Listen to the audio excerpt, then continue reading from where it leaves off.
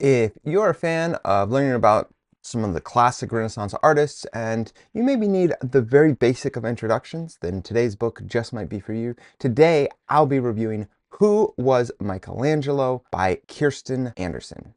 Welcome to Spencer Reads Everything. I'm your host, Spencer Duncan, and today I'm reviewing a very easy and simple book to read. It's like 50, 60 pages long. I don't even remember quite how long it was, but you might be asking, Spencer, you have a PhD in history. Why are you reading a book that's clearly written for children, maybe young teenagers, but certainly not for an academic? And I would have to say the reason why is because I really wanted a very simple, very basic biography of the great Renaissance artist Michelangelo, because I actually had just finished reading another very large, but also a very fictitious biography of Michelangelo called Agony and Ecstasy. And I will be, of course, reviewing that book because I was really fascinated by the book.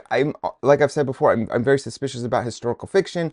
And so I wanted to get some kind of grounding after I read that book to see what exactly was true, or at least to get a sense of just how many liberties had to be taken in that book to write it the way that it was written. Of course, that will have its own review, so I will talk more about that in another video. But let me give you a very basic summary of this one. This comes from a burgeoning series, the Who Was series. I believe it's put out by Penguin Random House, and at the moment I want to say they have like at least 100 books in the series or so. I'm not sure. I mean, it's in the dozens at the very least, and I don't know how old the series is, but I know this book, for example, just came out in 2022, and I think a fair amount of the books have come out in just the last couple years. And so this is a great series, I think, for introducing children to some famous individuals, both in the past and some that are living. I believe there's books on like who is Taylor Swift, and even current pop culture figures that they felt the need that giving an accessible introduction to them would be valuable. I will give you a quick synopsis of the life of Michelangelo, just in case you'd like to know more, but then I would like to review the book itself and the series as a whole, because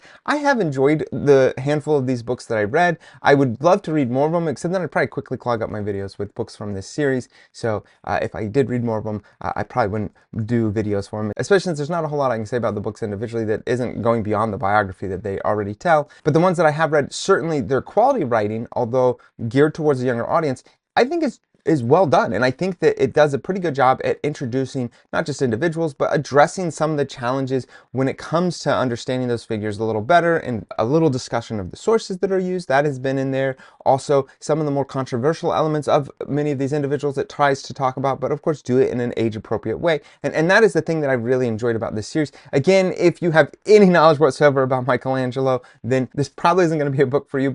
So here's my like 3-minute synopsis of Michelangelo if you don't know who he is. He's of course the Ninja Turtle with the orange stripe. That is a joke. Michelangelo was born in 1475, March 6th, just in case you cared.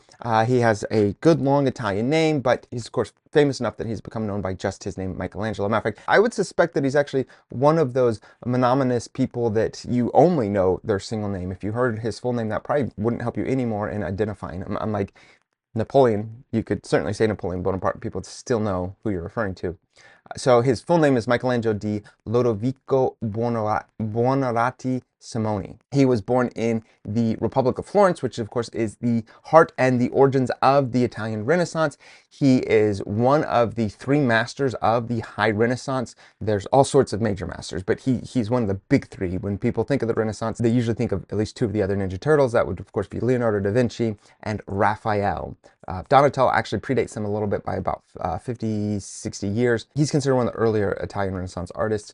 And then of course you have your main 3. So one of the things worth noting is how exactly those 3 did interact, because they did know each other. They did have some familiarity. They didn't exactly love each other. One of the things that I thought came through in this book that was certainly a big part of the other book that I read, Agony and Ecstasy, is the fact that Michelangelo was a bit prickly. He was not always the easiest to get along with, but he was certainly a product of his time in many ways. And so he had a lot of projects he wanted to do, he wanted to undertake. He was very slow and deliberate in the way that he did things. And so he was frequently at odds with his various patrons, which sometimes was the Pope, and at sometimes it was members of the Medici family in Florence. And so he is he is coming into this well-known age of art where the artist is getting a little more respect, but it is still very much funded in the classical sense by having your patrons. And that's something that is going to continue for the centuries to come. But he is famously not only going to create incredible works of art, probably the most famous being the statue of David, and quite a few other statues. Probably one of my favorites of his is his Pietà that shows Mary holding the crucified Christ, but his in particular is one of my absolute favorites. And one of the things that he's most famous for, not just in terms of his sculptures, but he was one of the first that was really able to give some of the most incredible detail and essentially this liveliness to his sculptures that just had not been done before. If you look at his predecessor Donatello, whose most famous work is also a statue of David, yet it is much smaller, it is way less in detail, and yet it was impressive for its time about 50 years prior to Michelangelo. And then Michelangelo's statue, of course, blows that out of the water, and he has several like that. His statue of Moses as well, the Pietà that I already mentioned. And there's all sorts of stuff that are just absolute standout works of Michelangelo. I dare say, I may be wrong, but I would dare say of the big artists from the Renaissance, he probably has the most widely recognized works. I could be wrong. I'm quickly thinking Da Vinci actually does not have a ton of works altogether, and only a couple of those I would say are even particularly well known. Raphael does have quite a few well-known works as well, but I really think Michelangelo is probably the most famous, at least in contemporary times. In his own time, he certainly was famous, but he wasn't the only famous individual, and you had lots of people competing for attention, so his legacy and his life are not exactly one and the same. That being said, on top of his works as a sculptor and an artist, he also, like I said, was very much involved in the politics of his time, not necessarily trying to be a political figure. He was in no position to do that. He was not born into a noble family, but because of his patronage, he did frequently find himself at odds or in the favor of whoever was the ruling power of mostly Florence, but also he spent a fair amount of time in Rome. And so those are the two main places that he's going to spend his time. He's just an endlessly interesting character, which is what made the other book that I read all the more appealing, but also all the more complicated because I didn't know what was fact and fiction. And I will say, after reading that book and this book, I feel like I have a general sense of who Michelangelo was, and I feel safe in saying that he was incredibly, incredibly talented, but he was also a man with his foibles and his weaknesses, and he certainly struggled with his own arrogance, but also his own sense of weakness. He didn't even consider himself a very good painter, yet he painted some of the best known paintings from history, including the Sistine Chapel, although that is a particular type of painting, not just because it's a fresco, but just the whole style and the design of it. You know, you might be able to characterize it as something beyond just his painting abilities, especially since he probably wasn't the only one to work on it. But that's not the point. The point is that I did find this a great little read, and I certainly would recommend it to anyone that would like to know more about Michelangelo if you don't know much. But even if you know a little bit, I'm sure you're still going to find good information out of this, because going to the book itself, I would say, and again, the other books in the series that I've read, it is really well done.